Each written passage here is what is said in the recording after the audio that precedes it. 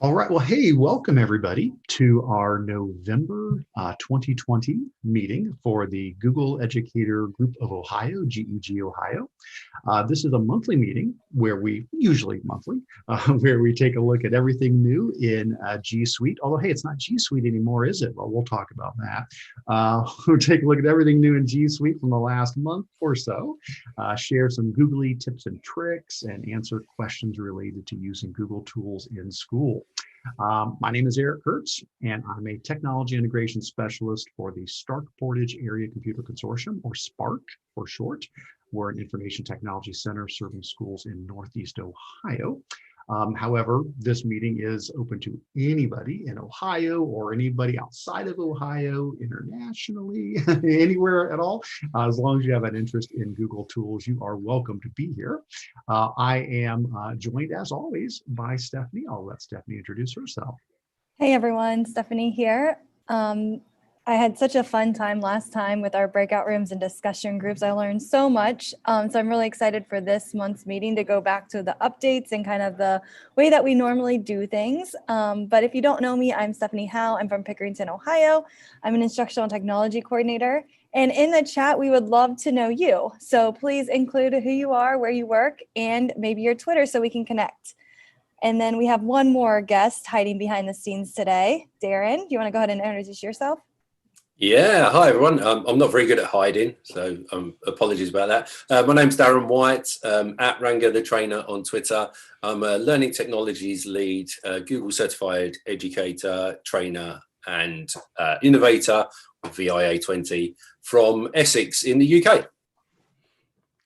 We are so happy to have you here today. Daren will be doing a section during show and tell where he'll be sharing some awesome things, but all throughout the meeting, we've encouraged him to please just jump in and share at any point that anything catches his eye. So hopefully we'll hear from Daren throughout the meeting, but also especially during the show and tell section.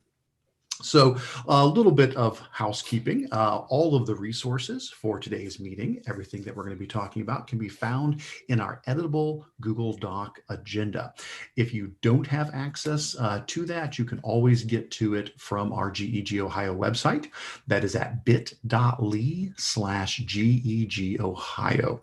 So if you need to pull up that document still, please head over to the website at bit.ly/GEG Ohio. From there, you can click on the link for the monthly meetings. And then when you get to the monthly meetings page, you can scroll on down to the section where it has the schedule of our meetings. Here's our November 19th meeting. And if you look across there, you'll see a link to our agenda document. So if you're watching this recorded in the future, you can always get to that document that way. And for those that are here today, I will go ahead and throw this into the chat again, into the YouTube chat. My guess is you probably have it if you're watching live, but if not, I want to make sure you can get to that document. This is an editable document, so please feel free to add things to it. We've got several sections in here that you might want to throw some things in. For example, there's an upcoming events thing. If you know of any conferences or trainings or events that people should take advantage of, please throw those in there. We do have a section on what's new in G Suite for education. If there's something we missed, if there was a news item that slipped through our view, please go ahead and throw that in there. There's a Q&A section where you can add some questions or answers. If you're looking down through here and you see a question somebody has and you've got an expertise on that, you've got an idea, you've got an experience to share, please go ahead and do that. Go ahead and type in your answers as well. It's not just Stephanie and I and Daren who have answers to things. As we always say, the smartest person in the room is the room. It's all of us together. So please do type in there. And then at the very bottom, we have a show and tell section. There's a spot where I share some things, Stephanie shares some things, and Daren will, but please do notice there's a spot for GEG community show and tell. We would love to hear from you guys. Is there some awesome new extension you came across? Is there a great blog post that you've written or that you've read recently that you want to share? Is there a neat project that you've been doing? Really anything that you want to share about how Google tools are being used in your schools, that would be a wonderful place to do that. So again, please do take advantage of that document and include anything you would like to in there. We'll also be monitoring the YouTube chat. So Stephanie does a fantastic job. I don't know how she does such great multitasking, but she's always on top of that. So please feel free to share things and questions in the YouTube chat as well. All right. Well, I think that's it as far as some of the basic housekeeping things to get us going. So why don't we go ahead and jump right in to our agenda. And I did notice John Mansell-Pladel did join us as well in the Zoom meeting. John is one of our co-leaders for GEG Ohio.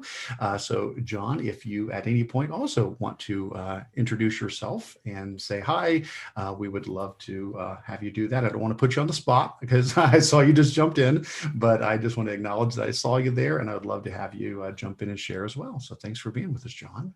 Awesome. All right, so as we start heading down through the agenda, we've already done some welcome and introductions. We do want to mention, we always like to mention this each month, some important links, one being the sign-in form. So there is an attendance sign-in form that we ask people to fill out, and that is right under important links, highlighted in green. If you'll give a click on that link, it'll open up a very simple Google form where we just need to have a little bit of information about yourself, your name, email address, where you're from, the date of the meeting, which is today's date, of course, and whether or not this is the first time you've ever attended a GEG Ohio meeting. We do not do anything with the email address there as far as sharing with anybody else. I just use that to be able to send you a certificate of attendance. So by attending this meeting, I do generate a PDF certificate of attendance, and I will send that out to you. I do report the numbers to Google as to how many people attended the meeting and whether or not it was their first time, but I don't share anything else with them other than that. But would encourage you to please fill that out if you haven't done so yet. There's a couple other important links in there. We do have the podcast that Stephanie puts out through Anchor, and so if you haven't subscribed to that yet, that's in the important links there as well. All right, and then let's see, below there we have our quick updates. Just a reminder that we do have a Google group, an email distribution group, a Google group that you can join. We currently have over 800 members, 884 the last time I checked. That is fantastic. So GEG Ohio has its own Google group, and you can sign up to join that. There's some directions here on a couple of different ways you can subscribe to that group. It is a wonderful place for discussion. So in between, when we're in between our meetings, if you have a question, here's 884 people who are waiting to hear your question and hopefully give an answer to that. If you've got something to share, this is a wonderful place to do that as well. This has really taken off. I have been so happy to see how much activity and how much people are helping each other in the GEG Ohio email group. So please do take advantage of that.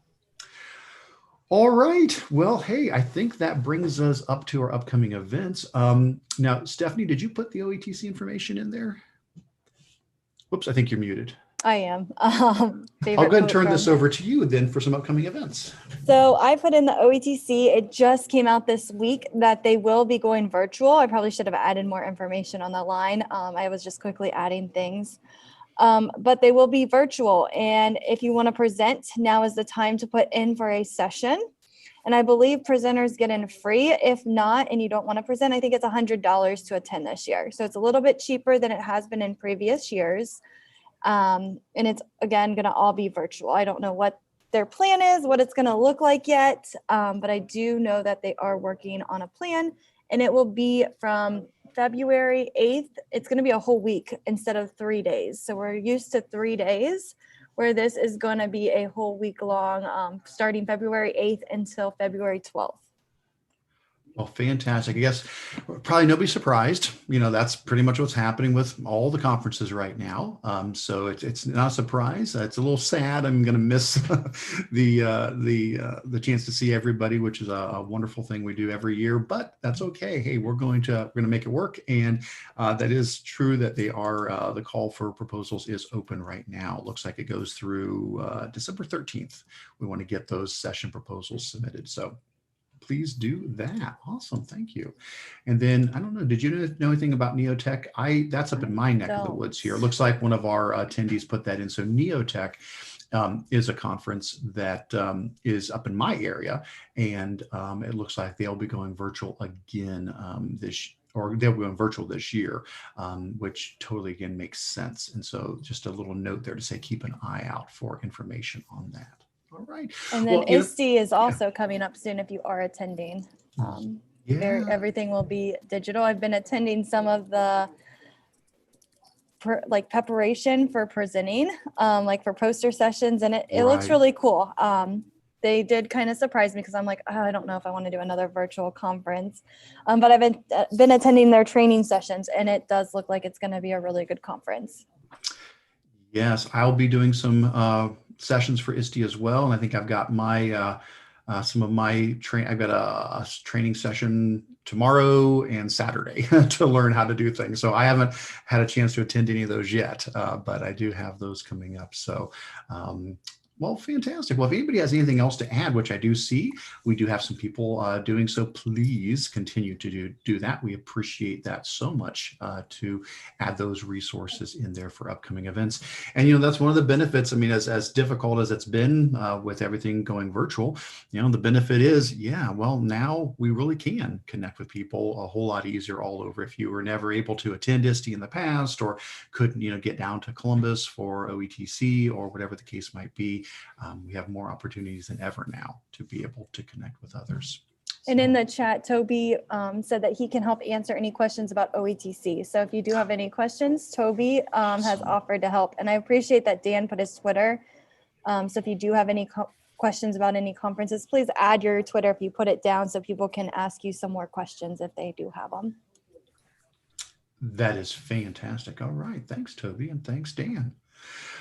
All right. Well, we'll swing back around and take a look at some of those later on, if anything else fills in to this area. It looks like there are still some things popping in there, but we're going to go ahead and move into the bulk of our session, the first main portion of it, which is what's new in G Suite.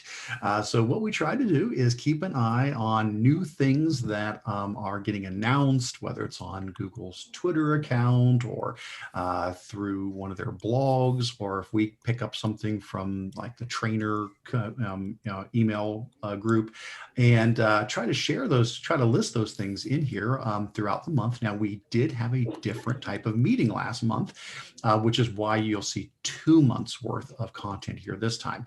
A big thanks to Stephanie for organizing the town hall that we did last month, which was so much fun. That was really an awesome meeting. And I'd like to do that sort of thing more often. That was so neat to break people up into breakout rooms. And so don't be surprised if we try to figure out ways to incorporate that more in the future. But what we've done is, since the last time we had a traditional meeting, that was the end of September, starting from then up until today, we have any news items that we come across. Now, we can't go through everything here. There's just so much. So what we've done is highlighted in bold some of the things that kind of jumped out to us. If there's something that we skip over that you guys are interested in, please let us know. You can throw a comment over in the side. Like I see Star threw a little comment over here on this one. So yeah, feel free to add a comment in there, or let us know if there's something you'd like us to chat about that maybe we didn't highlight. But we'll probably pretty much just go back and forth. I'll go ahead and kick this off with the first example here, and then Stephanie and I will just ping pong back and forth, covering some of these different items. So the first thing that I don't have a date on this because I don't know when they initially announced it, but so I just threw it at the very top here, was that Google Tour Builder. And we'll talk about Tour Creator later here as well, because I know that shows up. But Tour Builder, which is a tool that I love a lot, it has been announced that it will be shutting down next summer. So if you're not familiar with Tour Builder, that this is sort of its own, you know, a little tool here that's different than like Tour Creator if you've used both of those. Tour Builder is the one where you basically are dropping pins on a map, and then you are creating a tour from location to location to location. And along that tour, at each location, you can put in pictures and texts and videos. And it's a great way to do like a lit trip where you take a book and you go visit all the locations that the book covers. Or it's a great way to tell a story of your own or do something autobiographical. So many awesome things you can do with Tour Builder. Well, it is being shut down, and looks like it's going to be July 2021 when that finally finishes up. So a couple of things that I would say about Tour Builder. First of all, I'm not surprised because Google Earth has replicated most everything that Tour Builder was doing. Google Earth, about sometime in the last year, added what they call projects. And so if you're in Google Earth, you can click on the projects button, and that allows you to be able to build a tour in Google Earth that is very, very similar to what you can do in Tour Builder. So much so that they've now added into Tour Builder an option to export your tours over to that project builder. So for example, if I go to my tours here and I just grab one of my example tours here, so here's a tour that just jumps between a couple of different locations, and each location has some content with it. What I can do is I can go up to the top right-hand corner and click on the little menu button there, and export to Earth is one of the options.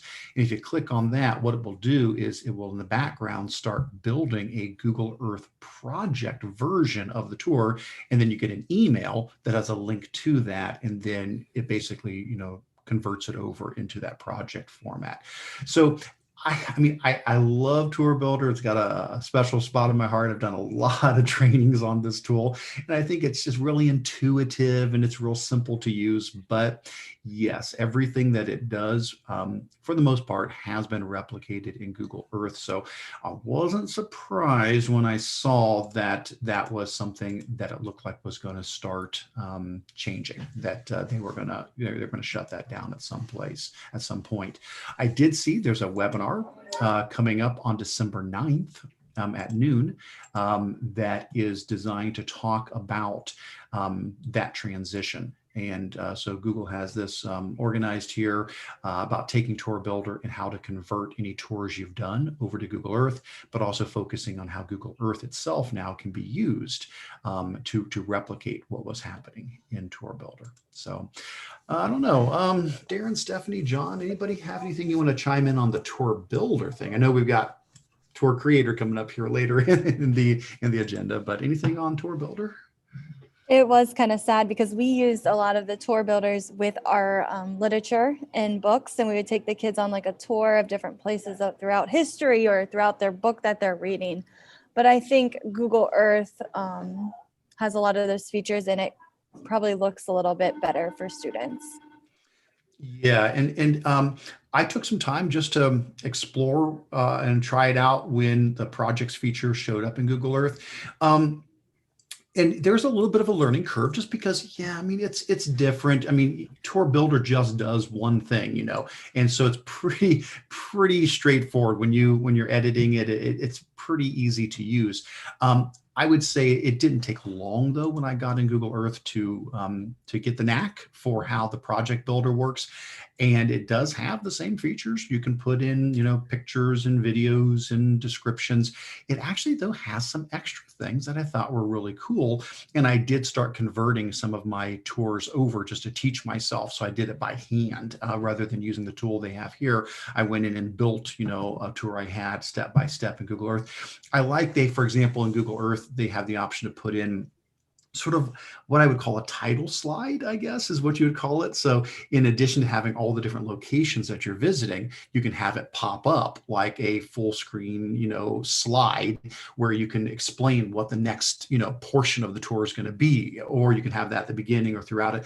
That was cool. I thought that was neat to give a little bit more option there. So, and of course, it is in Google Earth, so you get the benefit of the 3D view, so just like, you can fly into each of the locations like you could do with Tour Builder, but you're also getting really that ability to spin around, look at it from 3D. So in the end, yes, I think this makes sense. It's an improvement overall. Maybe it'll take a little bit more of a learning curve as we learn about it, but I think it is for the best. And I'm certainly not surprised by that.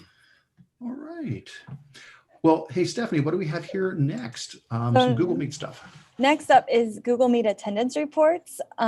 If you have enterprise, so it is for enterprise users, which is that where you have to pay an additional price to use certain features. And one of these features is a lot of the Google Meet updates are enterprise. So my school, we do have enterprise, and I really love these attendance reports because I can be like, did that teacher receive the training or not? And I can go back and look to see who was on the Google Meet with me, how long they stayed on the Google Meet, what time they joined, what time they left. And then I can quickly email people if I needed to. So I really do like this feature. A lot of my teachers that are teaching in our virtual learning academy right now really use this feature on a daily basis. And they're able to tell which students have joined. If any parents or any admin have questions about it, they're able to kind of keep track to see the different data. And it is an email right after you end the Google Meet if you have, I believe, 5 or more attendees.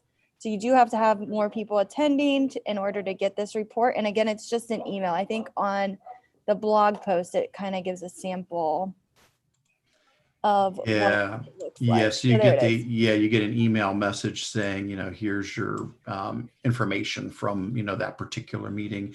And there's the link then that you'll click and it opens up that spreadsheet. And then it's just attached. Now, I have noticed sometimes it takes a little while for that email to come through. I did some trainings recently, and there was a request to then send this spreadsheet, to share the spreadsheet with the administrators so they could see, who all attended. And in the past, sometimes I finished a meeting and I don't know, 10 minutes later, I'm getting the email. It was several hours. It was at least 4, maybe 5 hours later that the email finally came through. So I don't know if we're noticing a little bit of a delay. I don't know if it's the amount of people that are using it, that it's slowing things down with Google. But if you don't get that email right away, I was starting to wonder, did I do something wrong? Because this has always worked. And it just took time. And then the email showed up and I got the spreadsheet. Yeah. Yeah, and I do know for a little bit, they paused the rollout. So I had teachers that were getting this attendance report and then all of a sudden it stopped and they're like, I need that. I was using that to track attendance, and Google did pause it, but they brought it back. So right. Should be good to go now. I haven't had the issue of it coming later. It usually comes within 15 minutes of me ending the meeting. Yeah, that's what I thought too. That was typically what it was. Yeah, but I have not seen that. Yeah, but so if it does show up a little late, don't panic. Now, again, as Stephanie mentioned, this is only for enterprise. So I think there's a whole discussion to be had on what can you do if you don't have enterprise. What are other options? And I don't know, Daren, Stephanie, John, anybody, are there things that you have? Now, I've got enterprise as well where I work, but I know a lot of schools don't. Are there things you've been suggesting to people if they want to take attendance during a Google Meet and they can't use this option? We've been using Google Forms before this. So a quick check-in, like social emotional check-in with kids. There's a lot of those on a scale. I don't know if you've seen those with like the cat and it's like, which cat are you on a scale of 1 to 9? And it's just a quick fun check-in, maybe a would you rather question. And then as a group, you can talk about it real quick to get that social emotional connection. And then you have a list of who's been there. And then maybe at the end, give another Google form just to see the timing if you wanted to see who was there at the beginning and end. Daren, do you have anything? Yeah, we've done very similar. We've used the question option in Google Classroom just to, along the same lines really, but to be able to use emojis and things like that, just so it's a little bit less like a mundane task for the students to just feel like they're ticking attendance. And what I really like about the question feature within Google Classroom is if you go with kind of like a happy face, a kind of neutral face and a sad face, because you can sort answers by answer, you can directly go to those ones who maybe aren't feeling so good, filter it down to those and say, these are going to be the people I'm going to try and contact independently as a priority because they're not having a good time of it at the moment. So I quite like that. Yeah, and then Abid just added, of course, we love Clay Smith here in Ohio. Big shout out to Clay. And he's created an extension and I've seen him work from morning till night trying to fix this extension to make it work as Google makes different updates. So he does have an extension. I think, Abid, can you put that in the comments so people can click that link to get his extension if they want to try that out? That's great. Yeah. And that is such, it's such a difficult thing. I am so appreciative of people who create extensions, but feel so bad for the moving target that they're trying to keep up with. When in probably the best known one would have been the, Google Meet Grid View, when that came out, everybody just rejoiced. But, every couple days it would be broken because Google makes a change. And of course, the extension has to be updated for it. So that's awesome that Clay is doing so much to make that work. And then there were a couple questions in the chat about attendance. Does attendance come in for breakout rooms? I think it comes as a whole, but not like for your breakout room. And then I don't believe so. Yeah. Do turn gray if they're not, like they left your breakout room or they were on the calendar invite and didn't show up. They are gray. So maybe you could take a screenshot. And then there was another question. Let me see if I can find it. Attendance reports only come if you have 5 or more people. And then there was one about, where was it? Oh, does it come automatically? And we kind of talked about that. It should come right as soon as you end the Google Meet. However, Eric did kind of talk about some of his issues with it. So it should, but maybe just kind of look for it. You don't have to do anything. You don't have to click anything. You just have to end the meeting. That's right. Awesome. Well, very good. Thanks for sharing those ideas. I appreciate that.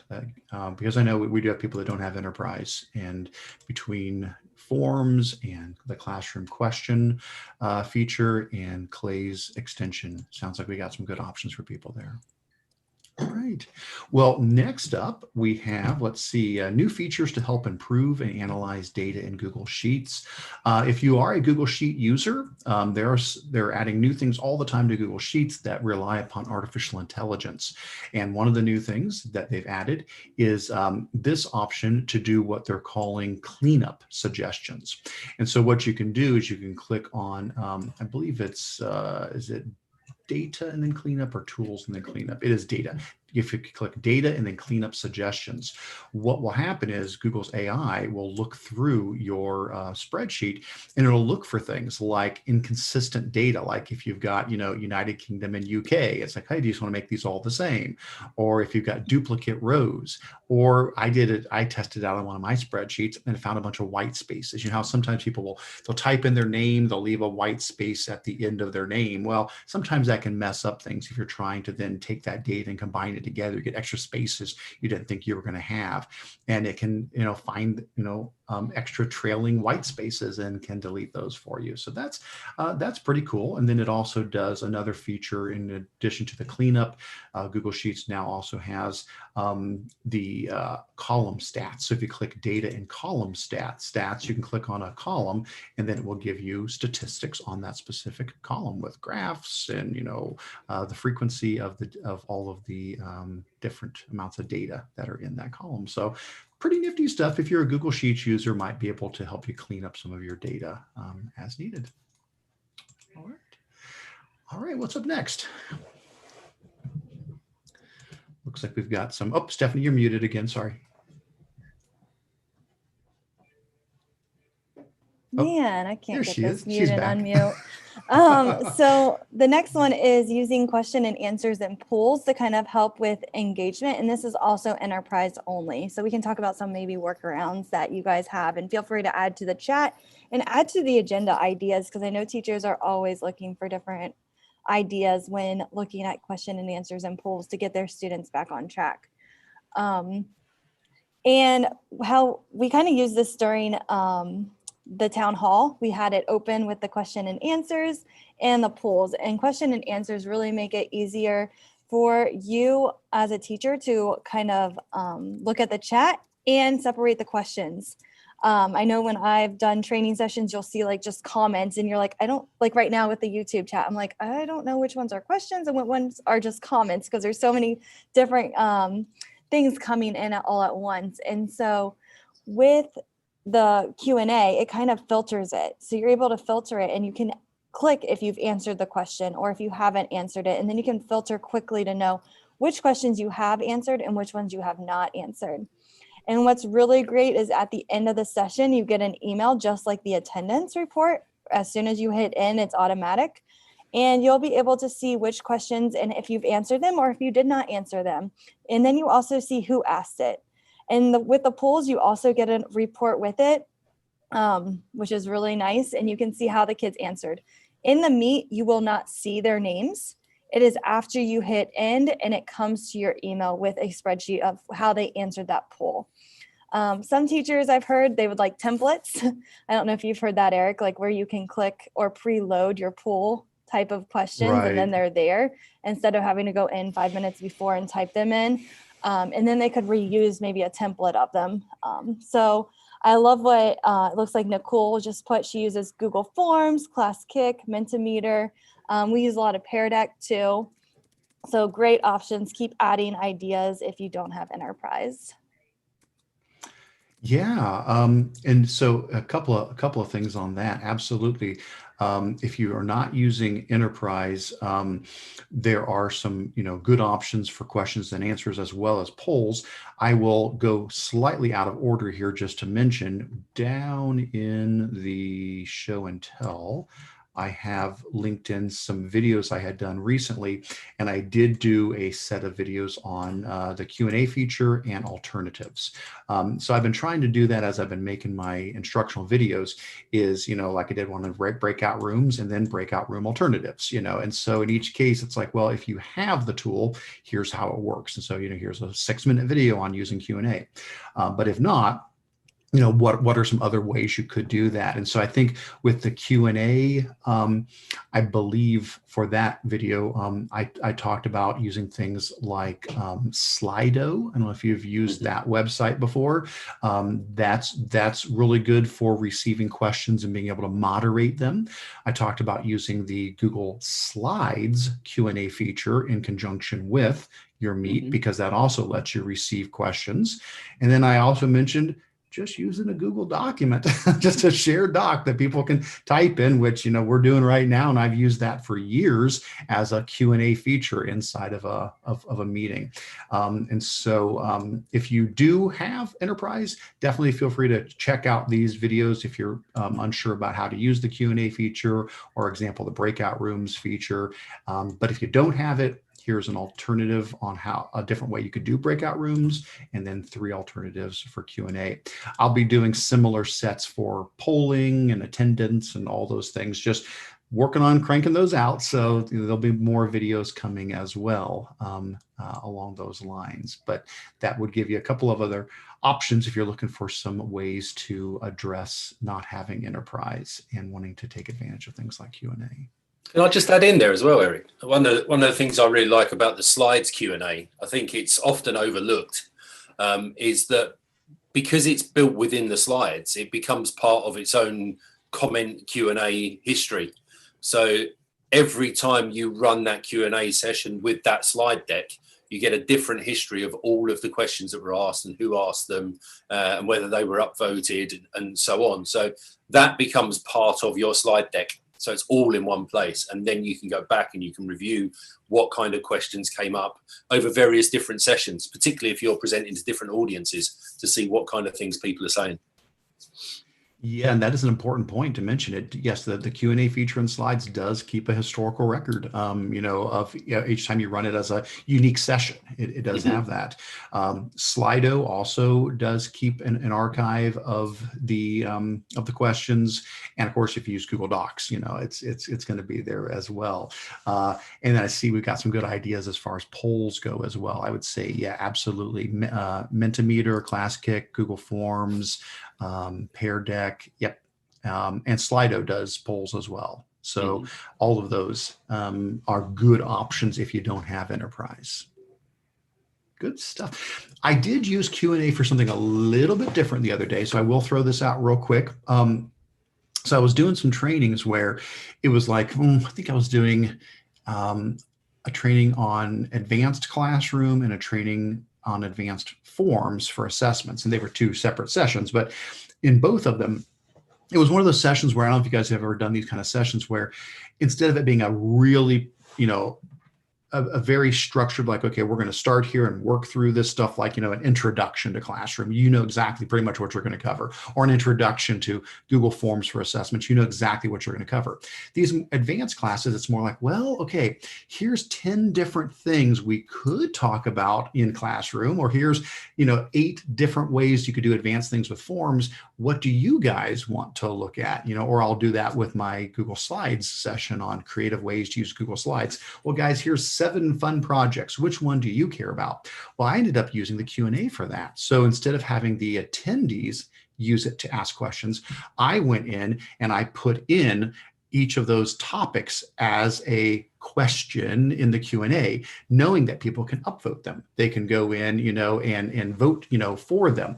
And so basically I just added, each one of the topics as a separate question in the Q&A, and just said, hey guys, just start clicking the thumbs up on the ones you care about. And that allowed me then to say, it appears you really want to learn how to add mathematical expressions to a Google form, or it looks like you really want to learn about whatever. And that way it kind of percolated them up to the top. So I thought that was a fun way to use Q&A from a instructor point of view, rather than just thinking it's always going to be the attendees who are submitting the questions. So yeah, good stuff. All right. Well, let's see. And I'm loving all these comments on the site. Thank you, everybody. And Abed said we've got some new features from Slido. Oh, awesome. I need to check that out. Oh, thank you for putting that in there. I've really come to enjoy Slido quite a lot. All right. Well, our next item in the news is just a really quick one. I'll just spend a brief moment on this, and that is, I'm always loving AI stuff. Anytime Google does something AI, I'm loving that. But I also love to try to find resources that help support the fine arts. It seems like, anytime I can find something that's music or art related, the fine arts folks really appreciate that they're getting included in those things. And so Tone Transfer AI tool is a neat tool that Google has put together, where you can record your voice, or you can use pre-recorded music. And then what you can do is you can have it converted into a different instrument. So basically what I could do is I could come in if I wanted to, and I could record my own voice. I won't. I'll just go ahead and grab this one here. This is some a cappella. That's not me singing.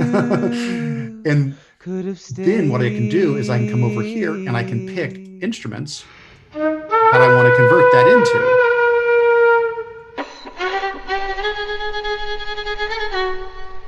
And so you can see anything that's been pre-recorded, or you can add your own, and then you can convert it into these other things to hear what it would sound like. And it's all being done through artificial intelligence to say, well, if a violin played what you just did, this is what it would sound like. So I thought that was really a neat way to explore sound and how it might transfer between different methods of producing that sound. So if you're doing anything with music, it might be a fun one to check out and see how you can use that in your class.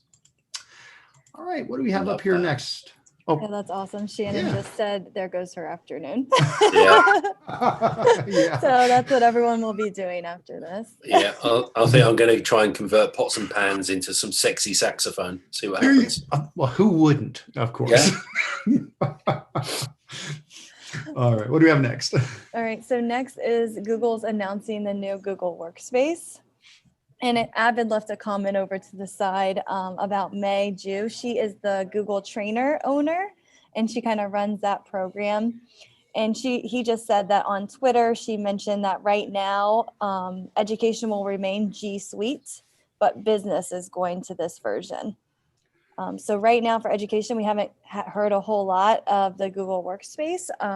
But I think their goal here is just to kind of make things easier and less clicks is kind of how I think about it when I looked at the video and kind of looked at the chat. Like in Google Chat, you're able to quickly add documents without having to go to Google Drive and open it. You can do it right into chat. So less clicks for our users, which we know 3 clicks and people are usually overwhelmed if it's more than that. So just trying to keep it simple for people. And then also, you're able to tag people in Google Docs, and then their contact card would kind of show up if you hover over it.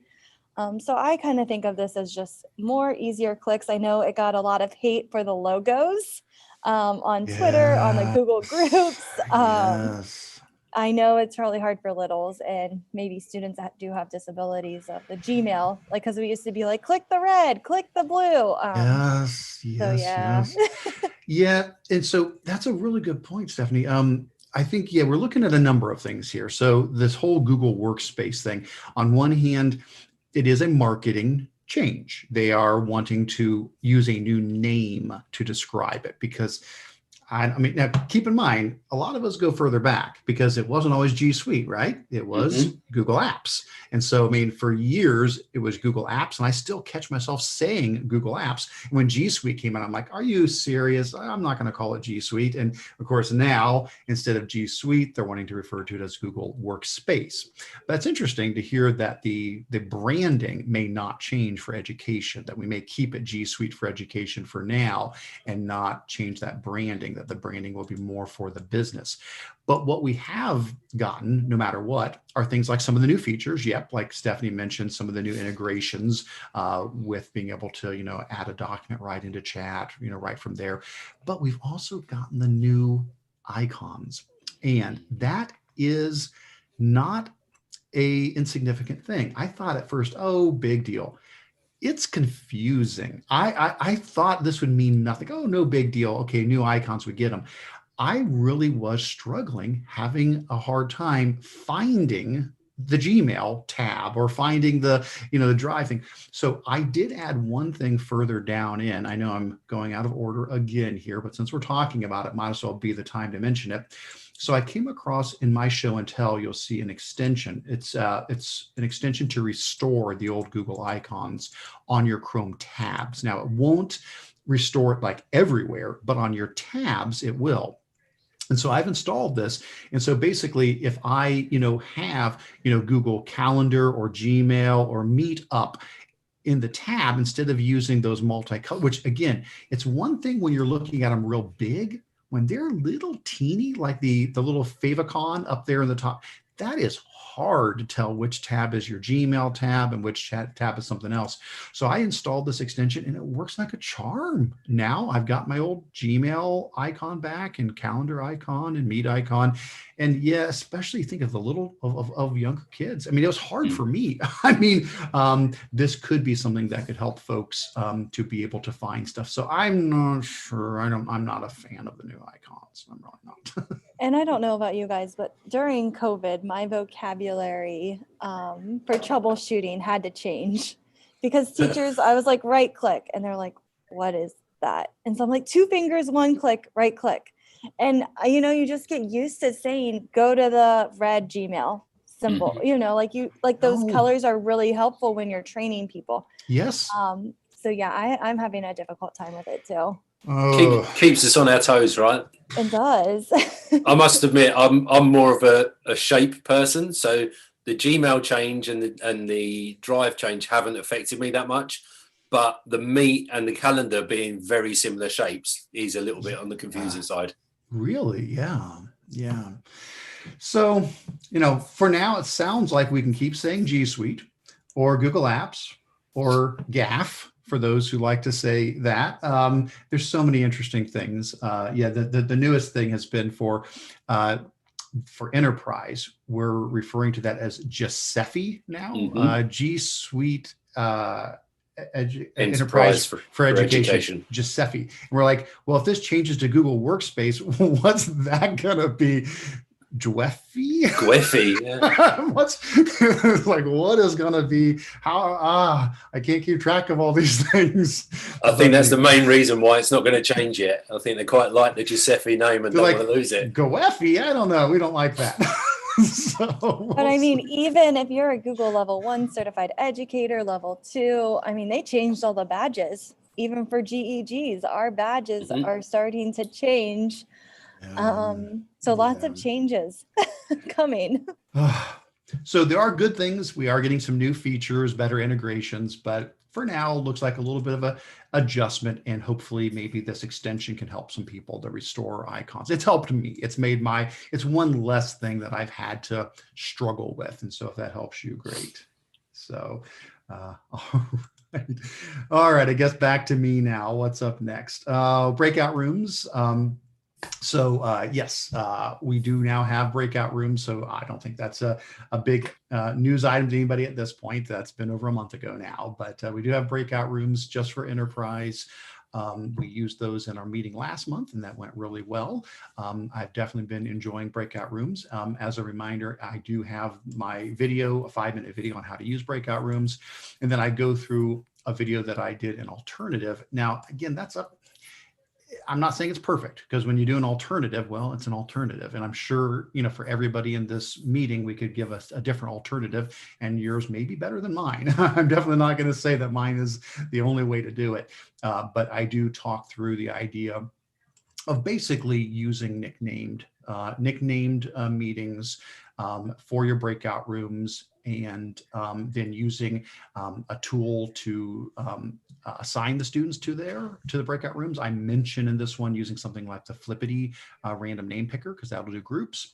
And then I do mention in this video an important extension, because one of the things that's really tough with breakout rooms, if you're not using the actual ones from Google Meet, if you're doing it yourself, is you would have to be in each of those rooms. Your students can't join a Google Meet without you, since you're not using the official breakout room.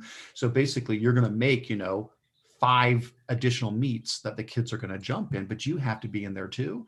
Well, the problem is that can get really distracting because you're going to be hearing every breakout room. And so I came across an extension called Mute Tab. And what it does is it just mutes individual tabs. And you say, well, Eric, you can already do that. You can just right click on the tab and say, no, what you can say is mute site, not mute tab. And that's a totally different thing. If you right click on a tab and say mute site, it mutes everything with that domain. So every Meet tab gets muted, not just, the ones you care about. And so I did come across a Chrome extension, and it is covered in that video called Mute Tab. And it lets you go in and just selectively mute the tabs that you need to, and then unmute them as you need to. And so that's a nice way if you need to do a breakout room and you don't have the enterprise option. If you combine a couple of these ideas together, and probably try your own as well, but at least this will give you a starting point. So definitely encourage you to check that out if that's something that you want to explore. I don't know, do you guys have anything to share on breakout rooms, something to add to that discussion from your experience over the last month of using them? Go ahead, Daren. I've used them through work and through the Google Certified Coaching Program as well. But we've also looked at the alternatives, like you mentioned, Eric. And I 100% agree that Mute Tab is a real lifesaver. I know during lockdown 1, we were kind of playing around with different meets being open at one time for a lot of the global GEG stuff. And I found it really useful to be able to mute Steph whenever I needed to. So. Love you too, Daren. Absolutely. Yeah, so our teachers have been using breakout rooms. What they really struggle with is not being able to see all the rooms that are going on and that they have to jump in between.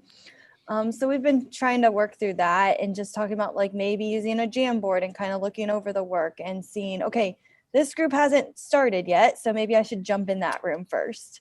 So just trying to figure out the organization of that kind of stuff and keep making sure every student is engaged and behaving in the room. I don't know if anyone has any tips for that, but I would love that. And that is interesting because that, that's the one thing that if you don't use enterprise, if you are using these alternative options, you have to, be in every one of the rooms because the kids can't join without you being there. And so if you don't use the official one, then that problem goes away because you are literally in every single breakout room. But now you, of course, got to juggle all of those, and manage that. I did notice something though new, and I don't think didn't remember. I must have missed an announcement about it or something. Did you guys notice the other day that there's a timer now in breakout rooms? Yep. Yeah. That wasn't there initially when it first launched. You can now set a timer for how long the breakout rooms last. And so you can say this will be a 10-minute breakout room, and then it shuts them off after that. I did not see an announcement about that. I must have missed it. I just was in there the other day. I'm like, oh, wow, this is great. because people have been asking about that for a long time. Yeah, I don't think I've seen an announcement. So No. that would be good to see. And then I saw somebody mentioned, Michael mentioned liking the new call for help feature in the breakout rooms. I'm not familiar with that. Do you I haven't guys, seen have that you guys either. used that? Mm-mm. So I guess No, I've if not you're seen in a that one. breakout room, you can now, there must be, so I don't know, Michael had mentioned that in the chat, a call for help feature. So I'm guessing that that means you can click on something if you need to get the teacher's attention and say, this breakout room is asking for help. Sweet. It's Great. getting better all the time. Mm-hmm. Yeah. All right. Very nice. All right. Well, let's keep on going. What's up next here, Stephanie? And just real quick, you cannot record breakout rooms. I did No. see that comment in there. I just wanted everybody to be aware. And the next one is video playback options in Google Slides. And so on here, I even had this issue, just like clicking to get the video to play. And now you just click and it should play automatically instead of just like trying to figure out how you need to click correctly. Because I know I always struggled with it. And then finally I'd be like, just go to present because I would get so frustrated with it. But on here, you're able to just play and we can scroll down to the image and you can kind of see the videos on there, and then you would be able to just be able to play it. And there's the options.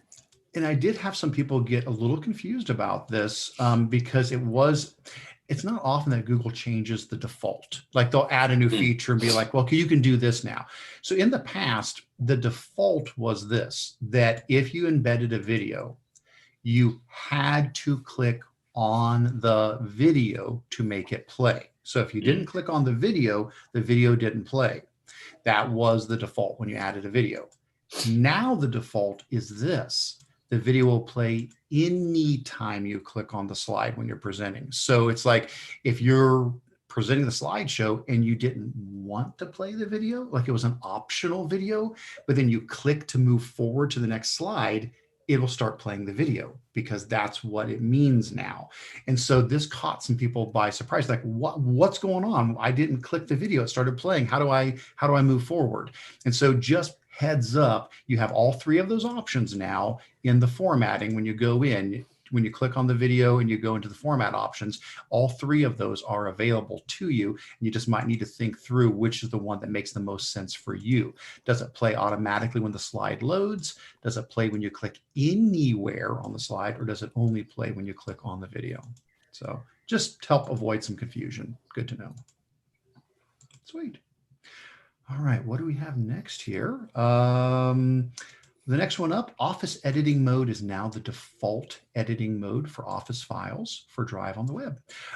In the past, if you had a Microsoft Office file like a Word doc or a PowerPoint, and you clicked on it in Google Drive, what would happen is when you would click on it, it would open up a preview. So you could just sort of see a quick preview of it, and then you had the option if you wanted to open it up, through docs, slide sheets, but open it up basically through the Office compatibility tool.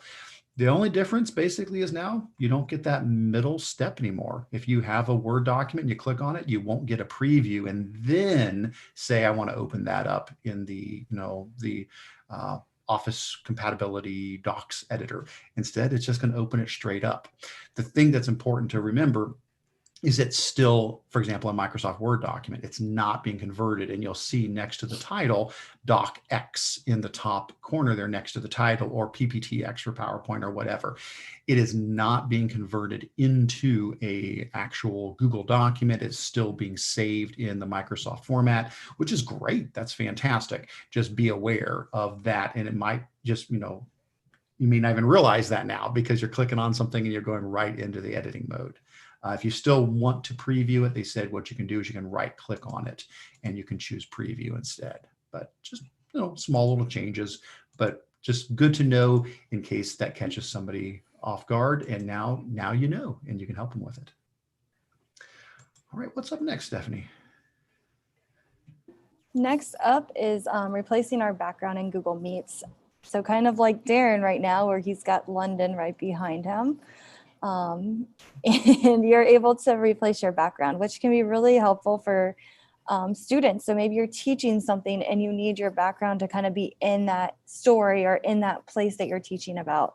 And so then you could quickly go and change your background and you're in a different location. Or maybe you have students that might not feel comfortable sharing where they're at, so they could turn this feature on and have their video camera on for you because they might not feel comfortable with the background in their own home. That makes a lot of sense. Have you heard some people complaining about not being able to get access to this though because of their computers? I think Chromebooks, isn't it? Yeah, there's a there's a link here. If I go to their help page here, at the bottom of the help page on changing your background, there's a section that says, why don't I have the change background option?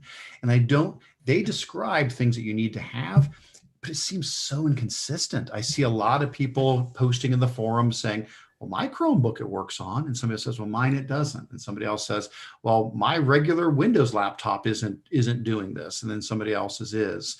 It seems like you have to have something with a reasonable amount of processor power, that it has to be a somewhat beefy computer to be able to handle the replacement of the background live like that. Have you guys noticed any issues with that? I've not had any issues personally, other than obviously we have had people saying that sometimes you get the option to choose your own background and sometimes you have to only choose from the preset ones. But that tends to be down to the account. So education accounts don't have the option to upload your own background, which is a real shame, I think. I wish they'd, and I had this conversation with Abid the other day, I wish they'd allow that to be an option in the admin console and let you decide based on your OU whether people can or whether people can't. Because what I would love to be able to do is to be able to, for example, screenshot a slide deck that I wanted to teach, use that as my background, and then sort of have me in front of it pointing and demonstrating. That would be fantastic. So hopefully they'll listen to feedback, and we might be able to sort that out in the future. That's a great idea. I love that.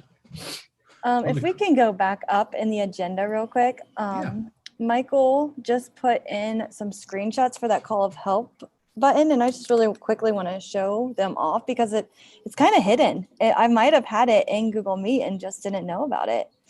He put a comment, yep. And so if you're looking on this little slide, he has Mickey here, and it's up here where it says ask for help. So it's really small. I guess I wasn't thinking it would be there. So you might want to share this slide deck with your teachers, with your students. And then right here, it says that breakout 2, ask for help, and you can join. So thank you so much for sharing those, Michael. That's really helpful. That's really I will cool. probably take your slide deck and steal this and share it with my teachers. And that bar is also where the timer appears, isn't it? So just to the right of where it says in breakout 2, for example, that's where your countdown timer appears as well. So brilliant. Wonderful. Thank you. Thank you, Michael. Very cool. All right. Down to our last set of updates here. Looks like Google Meet is still the most popular topic, accepting Knox in bulk. I have not seen this yet. As of yesterday, anyway. I had a meet with a bunch of people and I still didn't see it as of yesterday. But what's happening is we're getting the ability to, instead of seeing each request come in one at a time, as multiple people are asking to join a meeting, it'll list all of them and we can admit them, individually, or we can admit them all at once. So that's nice, because I feel sometimes like I'm missing people. I don't realize, who all is requesting. So looking forward to that. Looks like it is rolling out. They mentioned starting on November 4th. Oddly enough, I still haven't seen them. We're on a rapid release domain and I haven't seen it yet. So it's rolling out. So I wish coming. I would have had that for our town hall meeting, because I was trying to let people in, but you had to click individually. So that would have been really helpful. Yeah. I know with parent teacher conferences or parent meetings, if you're having everybody join a meet, that would be nice. Yeah. Well, it looks like, Stephanie, next up is the Workspace topic again, but this time on storage. So what do you know about that and what that relates to us as educators? So right now they are changing some of their storage plans, and they're going to start charging it for Google Photos. I haven't seen where it states education. I'm assuming we're going to be part of this. I don't know, because I thought educators got the free storage with Google Photos, but I am not sure if they're going to start charging once you get to the amount of, I think it's 15 gigabytes, isn't it? Somewhere on a personal account, it's 15 gigabyte. Yeah. So I don't know what that's gonna look like for education. At the moment, my fingers are crossed that it's not going to hit us. But yeah, the changes, you're exactly right. They've changed a couple things. One is photos. It used to be unlimited photos. You could, well, unless you did the original quality. If you picked high quality, that's fine. You could have, there's no limit to the photos. But did you notice what else? They also are going to start counting documents, sheets, slides, drawings, forms, and Jamboard files towards storage. And they never had done that before. And I do get that. A slideshow can have, dozens of pictures in it, of course. But those never counted towards storage. And so those would start to count towards storage. Again, not retroactively, just anything after June 1st. And they were also dropping the amount of storage that was available to, and it depended, every version of Google Workspace is different if it's business versus this versus that. But they were saying most people weren't really using as much storage. Well, the one thing I'm holding on to is the fact that we've never had a storage cap. Well, I shouldn't say never. It's been quite a while since we've had a storage cap. And if you come down here to the area where they're talking about, how this is going to affect everybody, it says check out the storage for your edition. Well, if we go to education editions, it still lists, which it has for a very long time, that our storage is unlimited. And so at the moment, education, has been unlimited, and, whether it's education for enterprise or not. So this is not, I don't want people to panic and be like, oh no, I don't pay for enterprise. No, education has been unlimited and enterprise has been unlimited for education. I hope they don't change that, because I know it makes me nervous. That makes me nervous. I know with some of the changes, with cutting Tour Creator and that kind of things, a lot of educators are kind of freaking out right now. What's going to happen with my Google Photo storage, and what's going to happen with now they're counting docs and, Jamboards and all that kind of stuff. Because I know I'll be over, because I save everything. I'm a hoarder. I'm a digital hoarder. So it's not going to be good for me. Daren and I were kind of talking about it, and Daren's like, just delete all your untitled stuff. And I'm like, I don't have, I title everything. Of course you do, Stephanie. Title, date, tags, everything. Yeah. And then Avid was like, just delete anything you haven't touched in 2 years. And I'm like, but what if I need it again? I don't know. It makes me nervous. Yeah. At the moment, I'm cautiously optimistic that this is only applying to the business and personal accounts, because they've said nothing in here about education yet. They're still listing us as unlimited. So who knows, could be proven wrong, but I'm going to hope that we still have unlimited here as educators. All right. What else do we have next? Oh, which you just mentioned. So our next topic in what's new is Google isn't just shutting down Tour Builder, they're shutting down Tour Creator as well as Expeditions. Okay, so here's the thing. This is the one that I'm struck out of everything we've looked at here today. This is the one that I am disappointed in and frustrated on. I can work around new icons and, all that kind of stuff. I'm struggling with this one. And I'm curious, to hear you guys' take on all this as well. But basically, what's been said is, hey, we're expanding Google Arts and Culture. Notice the headline doesn't say we're killing Expeditions and Tour Creator. It's a very positive, no. No, we're expanding Google Arts and Culture. And so basically what they're saying is they're going to take the majority of the expeditions that have existed in the past that Google had created, and they're going to move them into Google Arts and Culture so that people can view them as virtual field trips in arts and culture.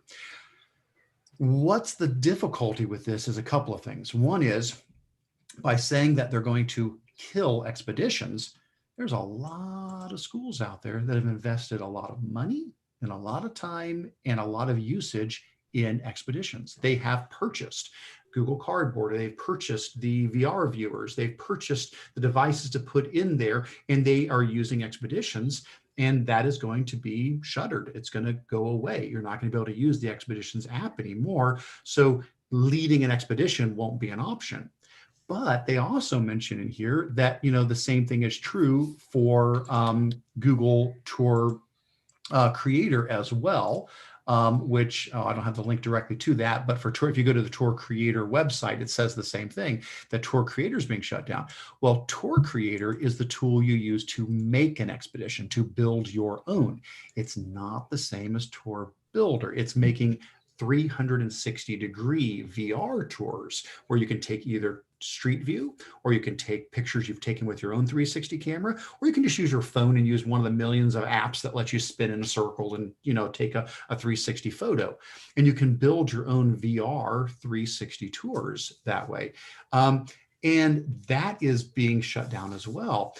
And for me, I don't have the Expeditions kit. We don't have that at the county office, but I feel for the schools who said, we just dropped tens of thousands of dollars on these and we've been training on this.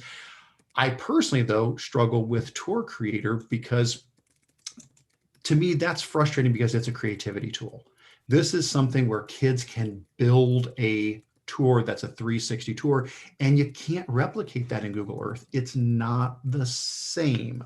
Yes, Google Earth can do what Tour Builder does, but it can't do what Tour Creator does. That's different. That's a different tool. It's 360 photospheres. It's narrated audio. It's ambient audio. It's all these cool things. And you hear sometimes people say, for example, they'll say, Google is awesome, but it's really just for productivity. If you want to be creative, you need to use Apple products, which, hey, that's wonderful. I have nothing against Apple products. Apple's, awesome. But that mindset always bothered me, I said, no, Google can be creative too. Well, here's an example of a creativity tool. And this is the kind of thing we need more of, not less of, and that's that I've been struggling with as to why, Google is stepping away from that. So heads up, that's happening. Daren, Stephanie, what are your thoughts on that? I know, Daren, you've got some things to share as if that really does happen, that what might help step in and give us an alternative.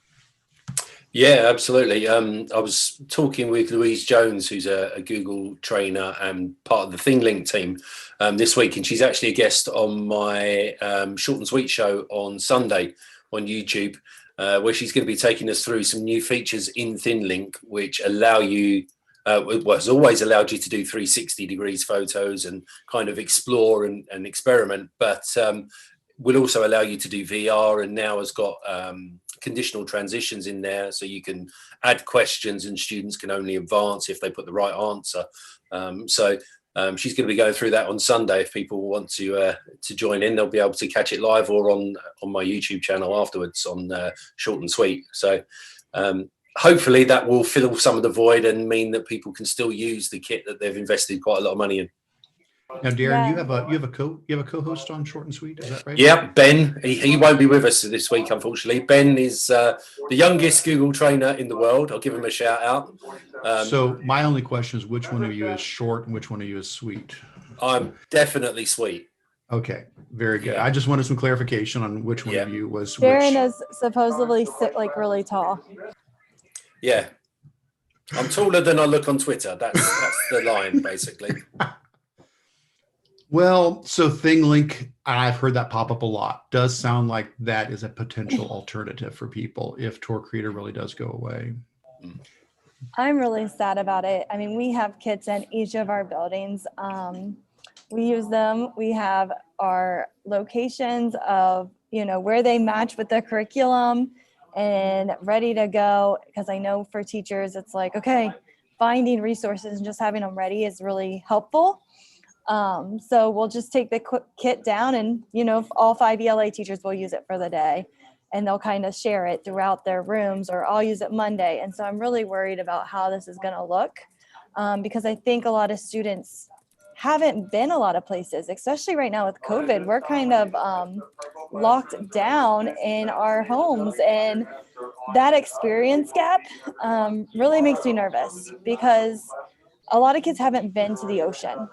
So for them to write about it, they're going to struggle with it because they've never even seen it. Where when we take the kids to the ocean using the VR goggles, they're able to kind of use what they see and apply it in their writing. Their writing's more descriptive. Their writing is better because they know what it looks like, where if they have no idea, they're not able to explain what it looks like. So it just kind of makes me nervous, especially right now with COVID. One thing that we really need right now is more experiences for kids. Yes. Yep. Yeah. I don't necessarily make a point of publicly disagreeing with Google a whole lot, but I disagree with this one. And at the same time, I realize, hey, it's free, these services, but it's not free the time that people put into it. And obviously the VR kits weren't free either, but also just the time, the training, the work that's been put into it. Sometimes what I worry about is people losing some trust. Like if a new feature comes out, do we really want to take the time to train on this new feature? Is it going to go away? Is it gonna, and that's a little scary. This is probably one of the bigger ones to go away that has really, caught my attention, where in the past we've had some smaller things. Like, do you remember when Google killed their URL shortener, the goo.gl thing? Okay, that didn't, stop the world, but that was sad. I was like, this is a really nice thing. Or when Google stopped, when they killed off Hangouts on Air, and they still have not really replaced that. Google Meet does not. That's why we're doing a Zoom meeting right now, because I still can't do what I did in Hangouts on Air, which was free and easy, and I could do a live stream and all of that. That still hasn't been replaced. And recently, they killed off the extension Share to Classroom that a lot of people used. But Tour Creator and Expeditions, those are pretty heavy hitters to have those go away. So that's some of the stuff that, I definitely am struggling with, is that wanting to be able to, because I've stood up in front of a lot of people and done a lot of trainings on Tour Creator. Yeah. Well, I don't know. We'll see if our outcry makes any difference. We'll see. In the chat, there is a question. Is there an expiration date on the Expedition app? I'm assuming it would be the June 1st date, right? Yeah, my understanding is yes, the Expeditions app will no longer function after that.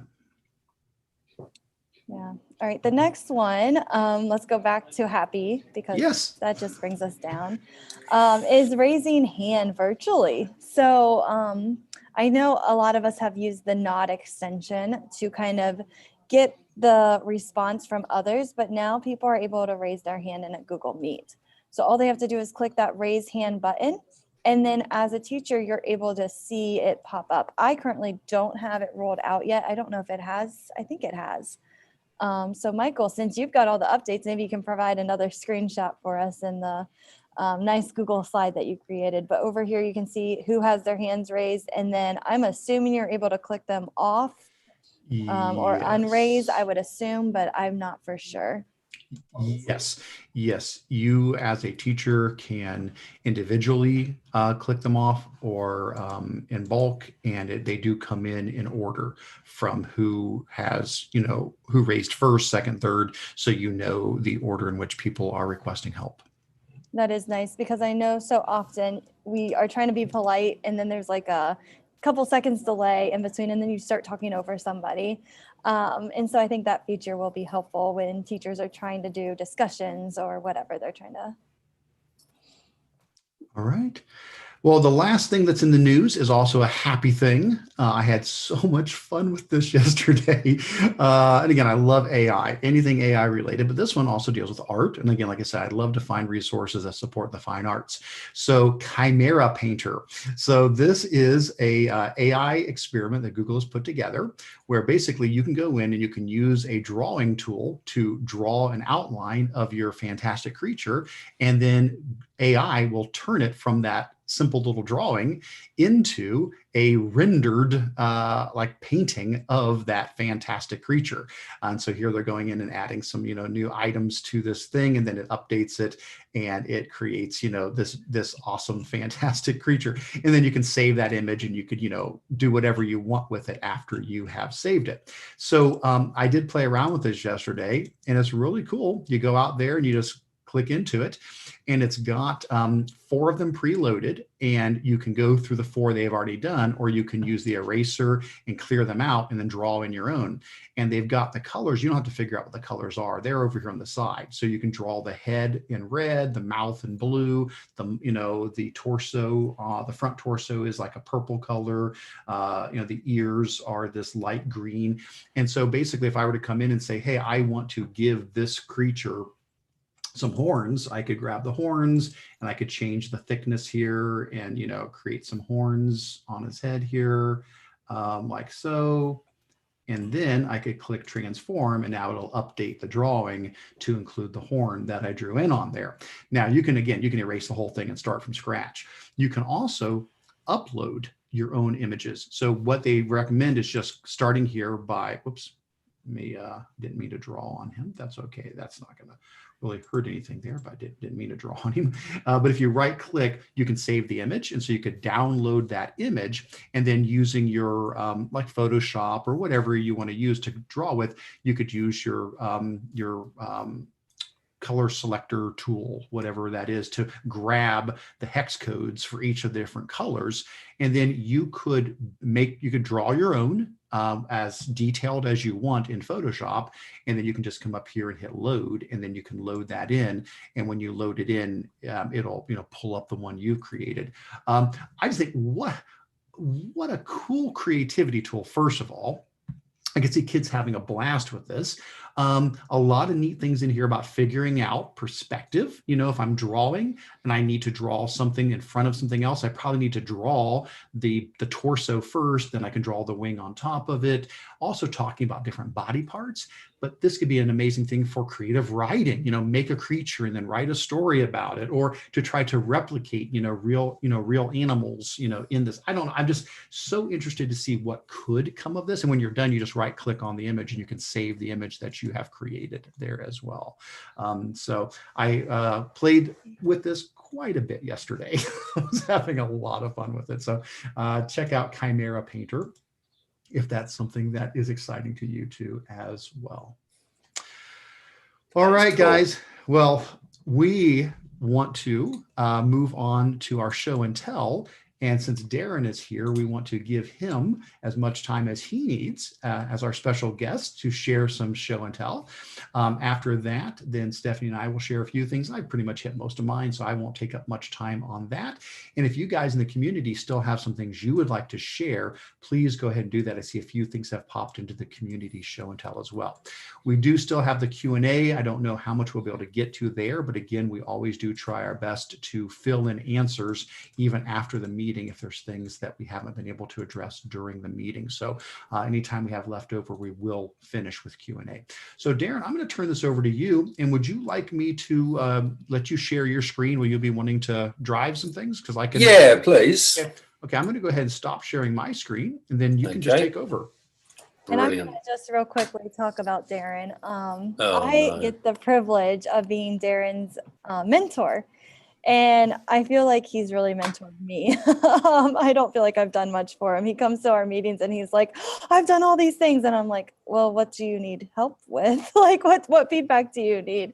Daren's done a really awesome job on his Google Innovator project. And I am so excited for him to share this out with Ohio and all the other communities today.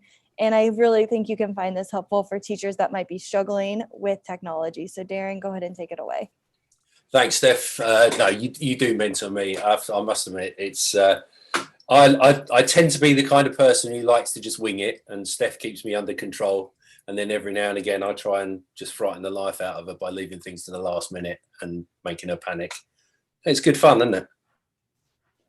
So the main thing I want to share with you guys today is my EdTech Buddy, which is my Google VIA 20 Innovator project.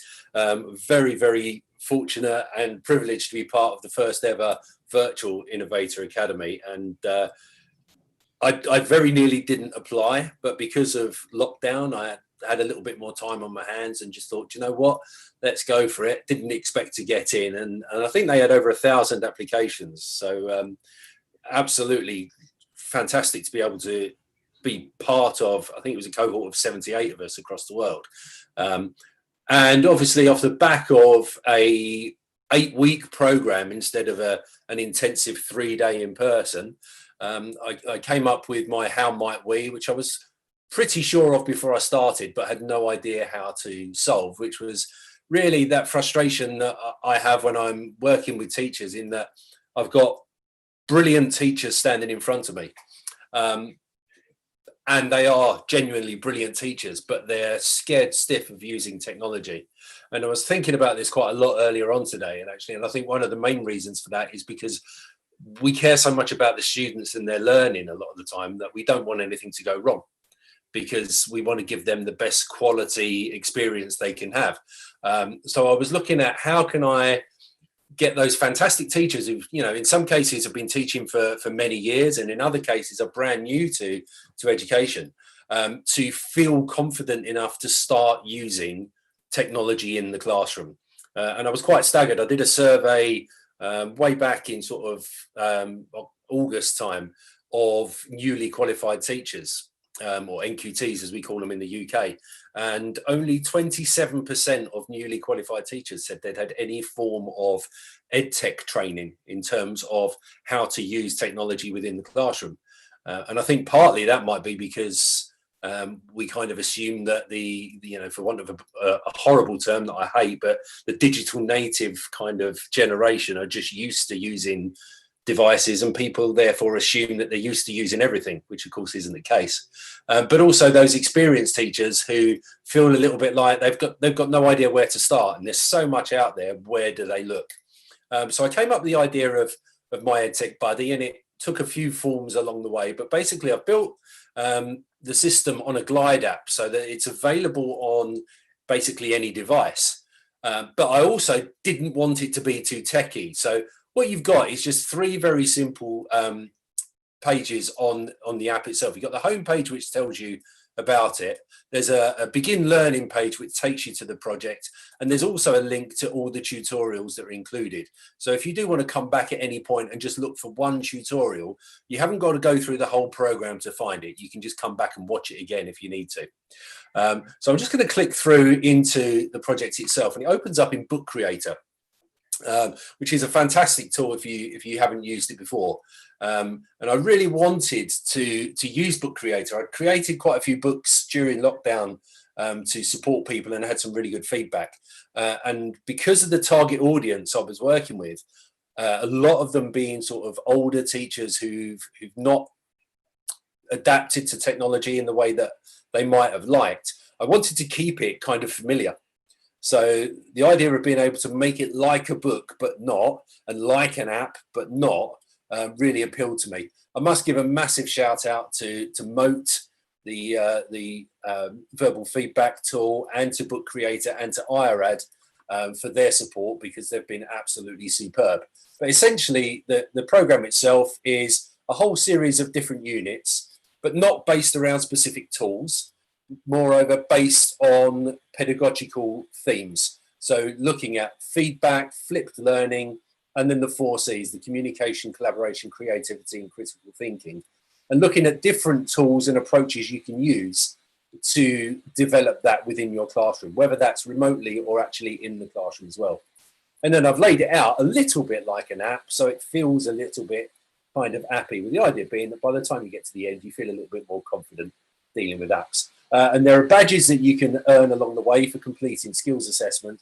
And each page is very, very simple. So there's a video to watch, there's a little bit of information, and at the end of the unit, when you get to the end of the unit, there is a short Google form to fill in. You can also click and ask a specific question if you've got one yourself, and I will answer that directly.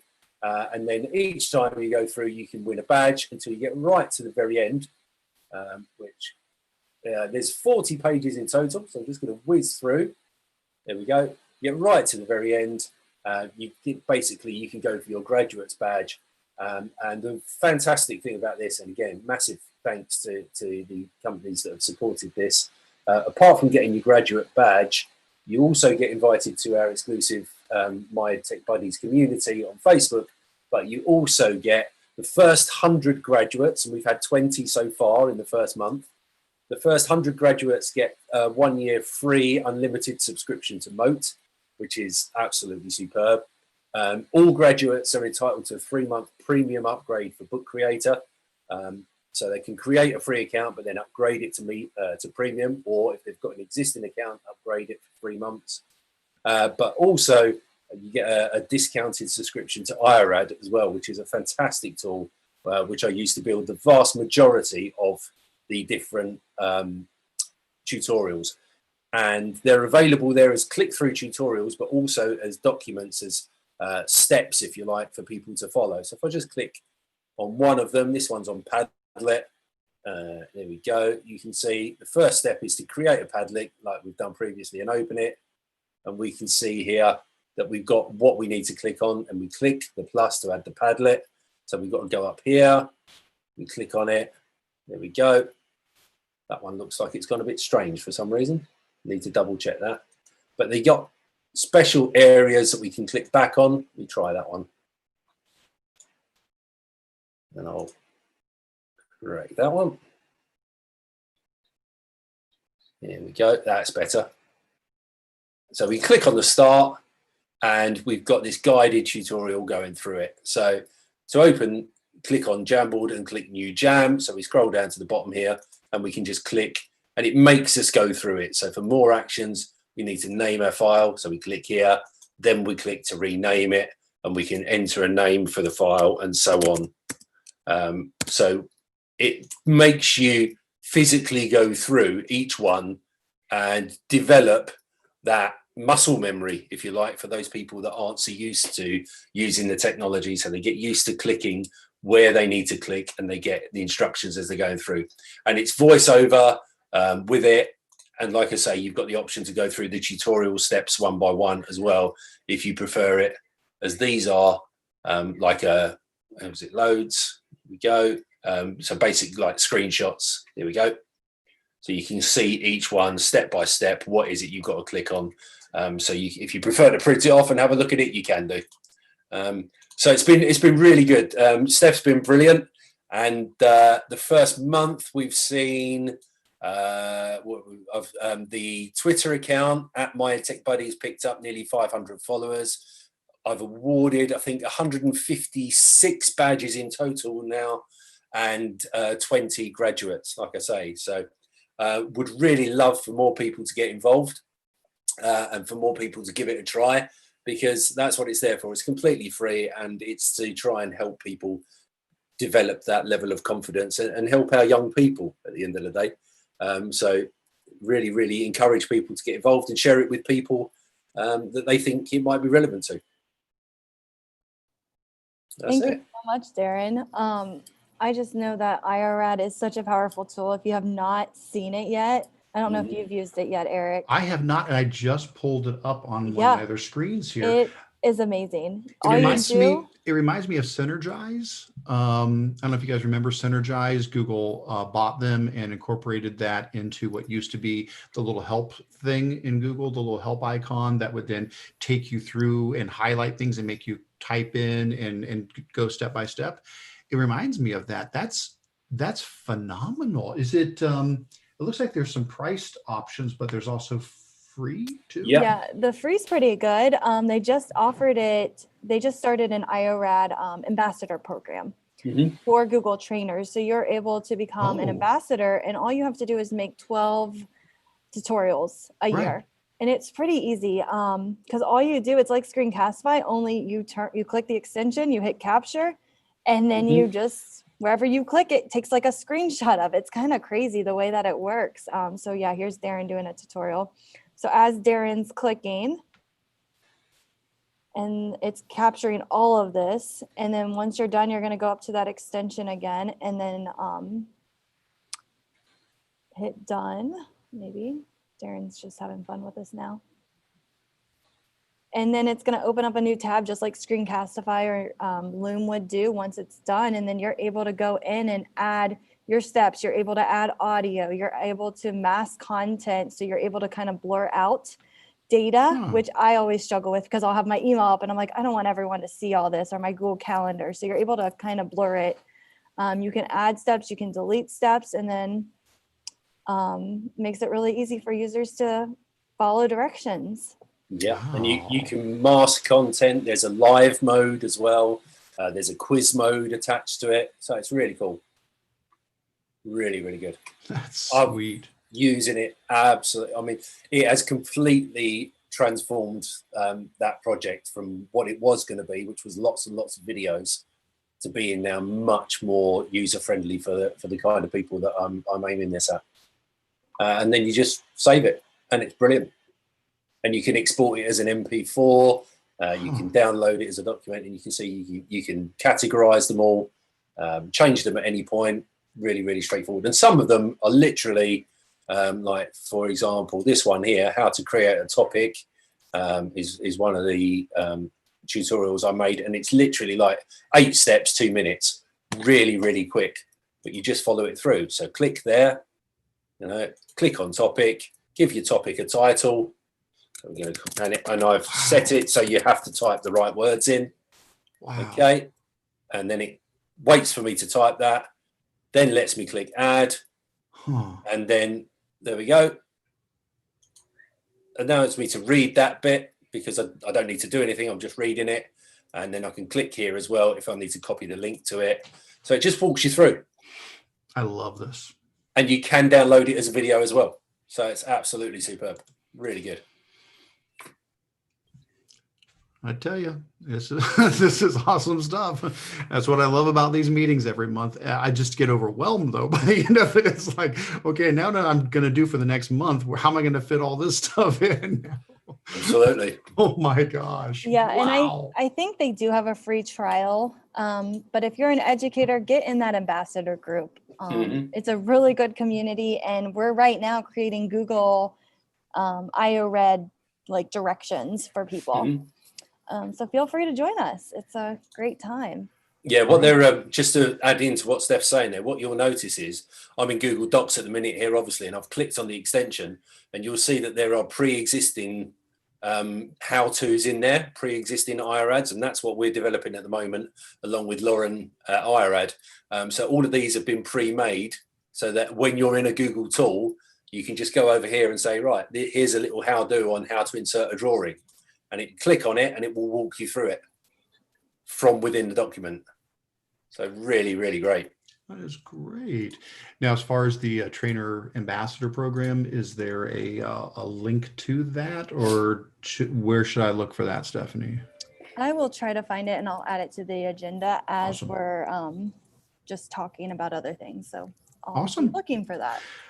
Well, Daren, anything else you would like to share at the moment? I mean, that I think you're the MVP right there. But is there anything else you'd like to share at the moment before we switch gears into some other show and tell? I would just say big shout out to Global GEG and specifically to Kat Lamin in GEG UK, because without Kat, I would have never joined the global staff room. And if I hadn't joined the global staff room through lockdown, I wouldn't have been doing any of the things I'm doing at the moment. And I wouldn't have met some amazing people. And if you're not already the kind of person who would go and join in, as you were saying earlier, in the Google groups, go and join in the chats and get yourselves involved and maybe lead some sessions, put yourself forward and do it. And you won't regret it. Well, again, thank you so much for everything you are doing as well. That I have really benefited from all that you have shared here today. If you want to get in touch with Daren in the agenda, I'm going to go ahead and share my screen again so that I can emphasize at the very bottom of the agenda is his contact information. So his YouTube channel is there, his Twitter account for him personally, as well as the YouTube show that he does each Sunday, the short and sweet show, which somebody said has to change to short and workspace, but we'll see. That might be the case. But awesome. Well, hey, thank you so much for that. I'm going to go ahead and mention just a couple of things in show and tell. I think I already mentioned most of these, so I really don't need to go through all these again. But in the show and tell, I did include the recent videos I've done on breakout rooms, Q&A, and rubrics in Classroom. I've got a few more coming out soon, but do feel free to take advantage of any of those videos. And they're part of the larger series. I think my Meet videos are up to 17 videos now, and I'm not sure how many on Classroom, but quite a few. And those can all be found on my Control Alt Achieve site as well. A couple of things I threw in that were fun. This is another Google AI project. This one you can listen to music, like somewhat like classically feeling type music that's all AI generated. It's just really cool. Again, if you want to explore AI and see, what music AI might create, you can just put this on and just let it play. And they've got, thousands and thousands of AI generated songs that play. I do love this one next, translating Google Meet captions. I did not know you could do this, and this is a really nice handout that explains the process with a video that goes through it as well. Basically, what it comes down to is if you're in Google Meet and you click on Turn on Captions, you can then right-click on Turn on Captions and choose Translate to English, which when you do, opens up this translation button at the top of your screen. You can then click on that translation button and choose a different language than English. And once you pick that different language, the captions translate. And so the live captions in Google Meet will be in Spanish instead. And it's just, so for ELL folks, this is wonderful as a way to get a live translation while you're inside of a Google Meet. So I thought that was so slick. I already mentioned about the extension to restore your old Google icons. Last thing, I know there's a lot of websites that do this kind of stuff, ViewPure and lots of other ones.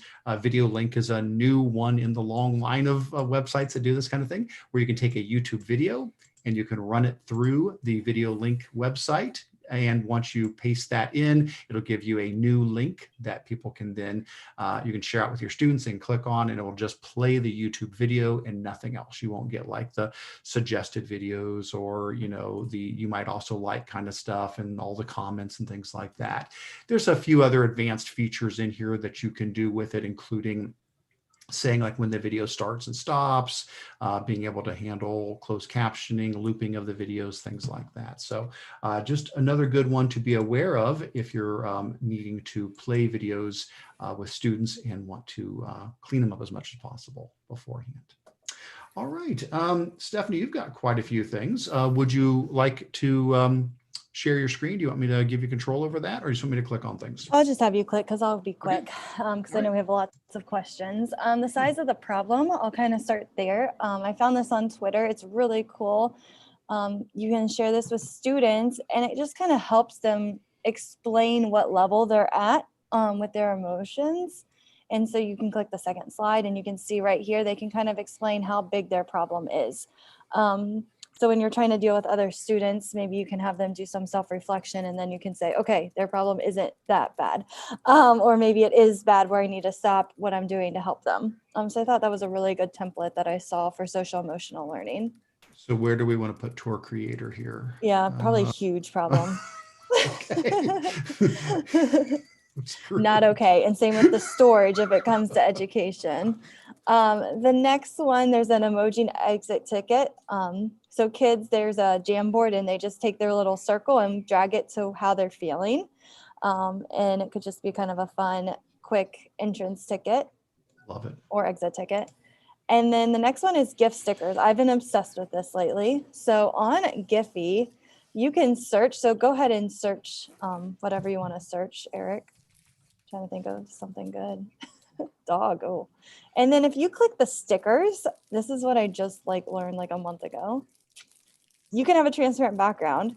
And so now you can add these cute little GIFs everywhere, like I've been doing. So they're on everything for me. Oh my goodness, how cute. Yeah, and there's tons of them. So if you type in arrows, and maybe you're trying to make a tutorial Google slide or trying to point something out to students, and you go to the stickers, there's that transparent background, and you're able to have all these really pretty, adorable stickers on your Google Slides or wherever you're trying to create. That is cool. Yeah, so I've been using this a lot, and it has been amazing. Love it. And then virtual word wall. I just saw this. Esther Park, she is a EL teacher, and she had this virtual word wall, and she puts photos and she uses audio in Google Slides, and she'll read it to the kids. So I thought this was great for learning with COVID, especially right now. I'll have to find her Twitter post because she had a really good picture example of what she was trying to do. And so then she put the topic, and then maybe it was transition words. So first, second, third, and then she had an image of what it looked like. And then I think she used flat icons for the images. And then she wrote the words, and then she'd have the little speaker of her saying it. Love it. And then the badging one's really cool too, and the Google Slide share out. So with the badging, a lot of teachers are trying to think how can I gamify my classroom right now? And we know how popular badges are. I mean, Daren just kind of walked through his project and how he's using badges. And so as kids complete tasks, they can earn a badge. And I really loved how organized this template was. And it's also got points related to how much that badge is worth. So maybe you want kids to start, at a higher level where they can earn 10 points and to get that badge. So just that a fun way. And you can make badges in Canva really easily. And then the last one is that Google Slides. And a lot of teachers are trying to think about how to collaborate in their classroom right now with everything virtual, the social distancing, all of that kind of stuff, all of those different fears of just trying to stay healthy. And so we've been using a lot of these templates. And I loved how it had the 4 steps of class etiquette, just kind of going over, because if you're in a shared Google slide, things could get deleted. So you've got to be really careful about that. And then the teachers would just write the student's name, and then they're able to click and it goes straight to that slide for the kids to kind of get a gallery walk of what's going on in the students in their class. Yeah. So I just really like this template. That's a neat thing. Yeah, I know I've shared a lot of times, done trainings on doing, collaborative slideshows, but I love this, how, I could see this being just at the start of the slideshow and organizing all of it. That's really and nice. then I tell teachers, go ahead and make your template, add your kids' names, link everything, and then file, make a copy, and keep using it. For the rest always of the have year. an original. So that way you can go through and just kind of keep it the way it is. Nice. Love that idea. And then I added the IORAD information. You do need to be a Google trainer. Sure. For anyone that is out there, you must be a Google trainer before you can sign up. So I really encourage you to become a Google trainer. It's changed my life and really helped me grow in confidence and with a PLN. So definitely check out the Google trainers. Awesome. And then Lauren's email's on there too. Oh, so good. So good, as always. All right, some questions. All right.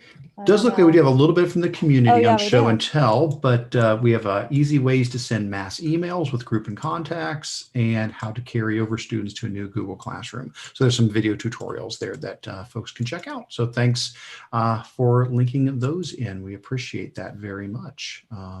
Thank you, whoever shared those. I appreciate that very much. All right. Well, let's go ahead and we will take a moment to look at the Q&A. And then there's certainly more questions here than we'll probably have time to answer. And I don't know that we have the answers to everything that is in here.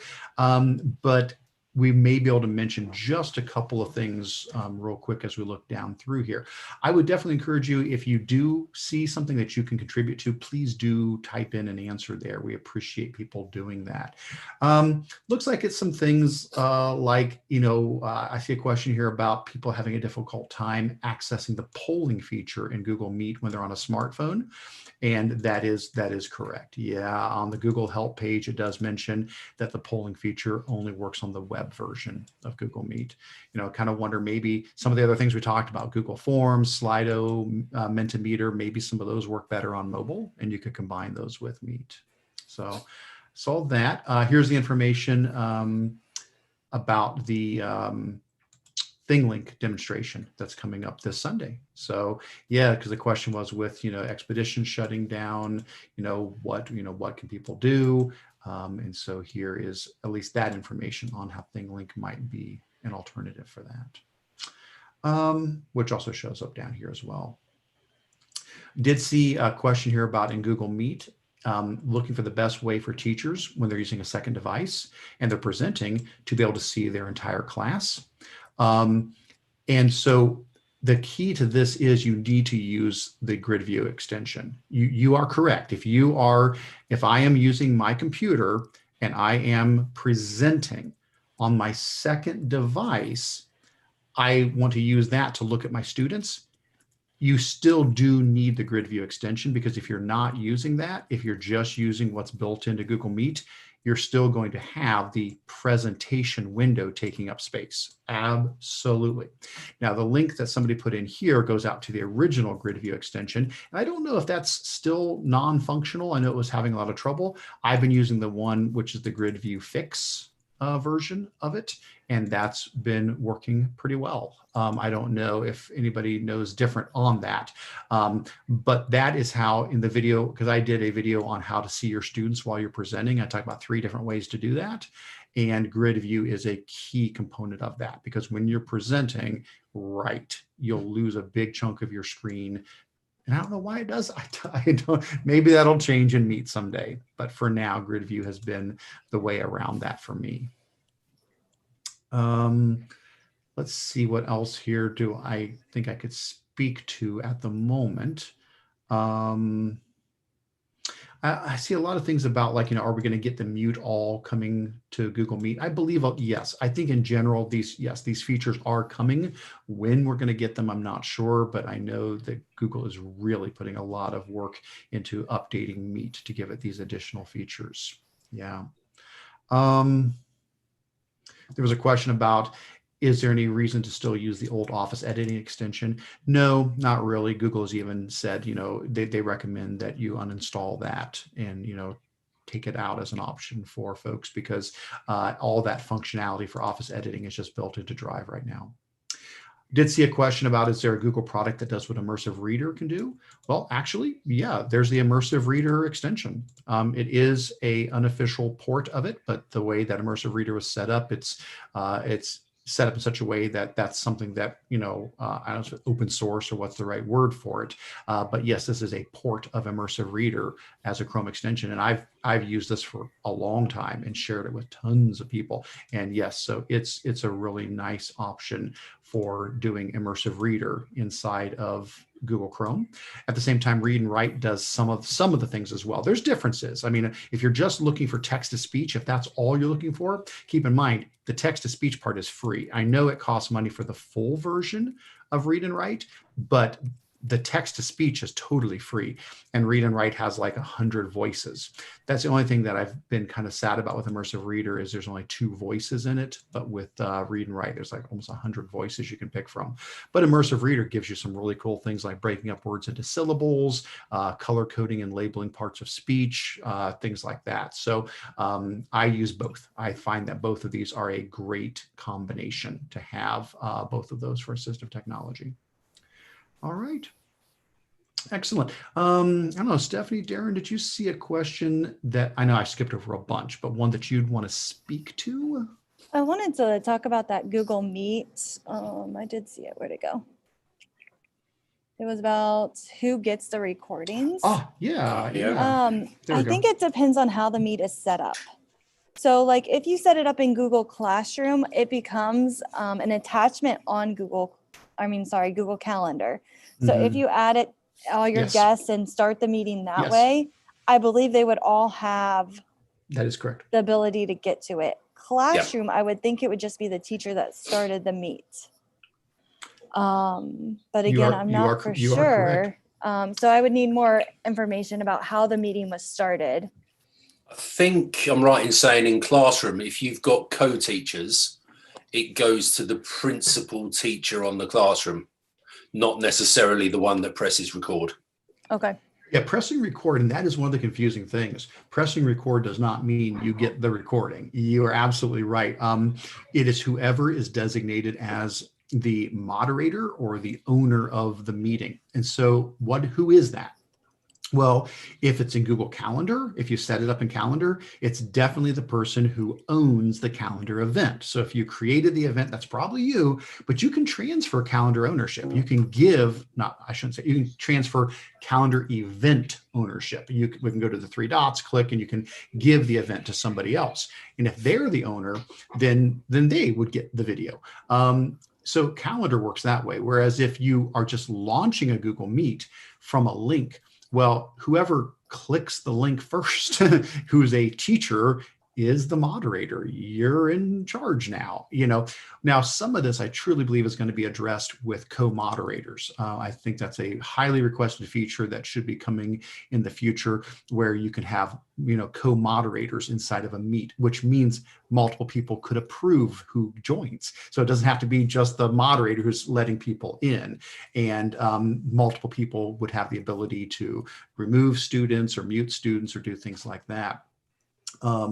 But as far as clicking the record button, that doesn't mean you're recording it. It just means it's being recorded, and whoever's the moderator or owner is going to get that video. But Stephanie, you're absolutely correct. If you do it in Google Calendar and you've invited people, yes, it does add the video to the event as an attachment, and anybody who was invited can see that afterwards. That is right.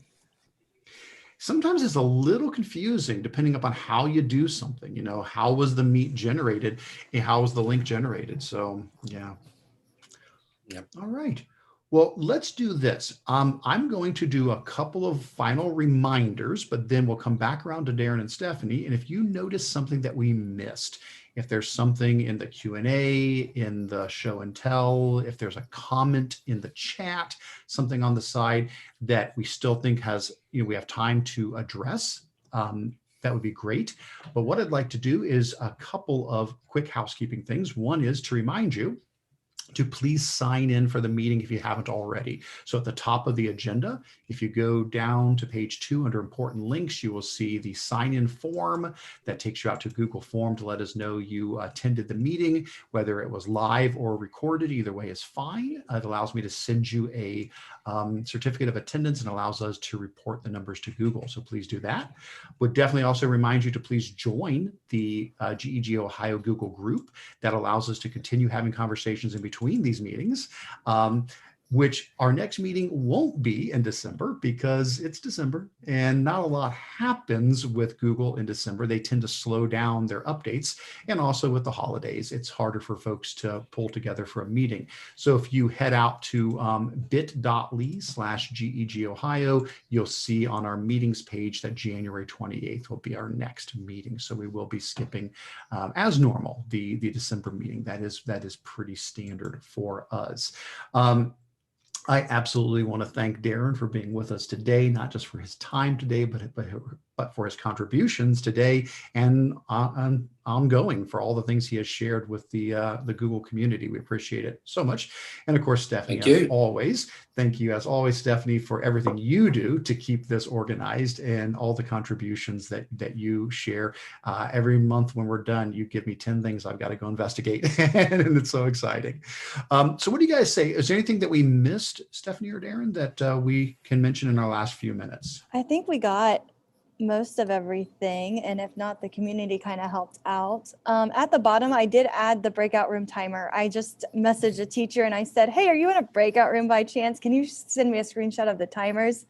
So she was There we able to go. do that real quick. So you can see right here, she's got 10 rooms. She clicks the timers and she wanted it for 11 minutes.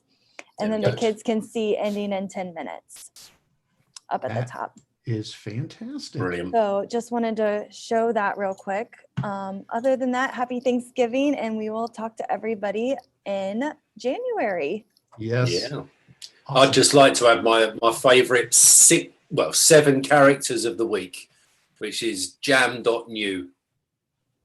For those people who haven't seen it yet, jam.new to create a new Jamboard.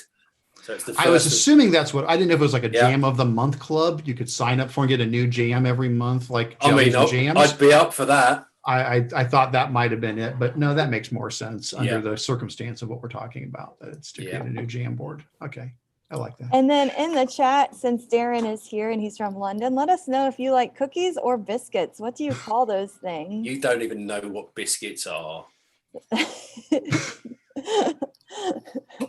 All right, everyone have a They're not for great. gravy. Thank you, everybody. Yes, have All a right. wonderful holiday Thanks, season. everyone. Stay safe. Stay in touch. Take care. Thanks, everybody. Bye.